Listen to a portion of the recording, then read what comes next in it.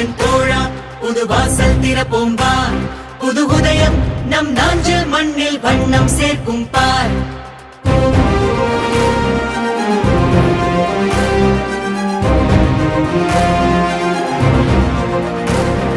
தேசம் இங்கு விடியும் நம் குமரி மண்ணில் தான், அது இன்னும் ஒரு பெருமை வந்து சேரும் நேரம் தான்.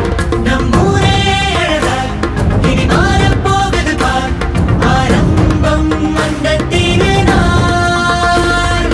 நாஞ்சில் மண்ணில் மக்கள் நெஞ்சில் என்றும் தங்கும் வெற்றி துவங்கம்.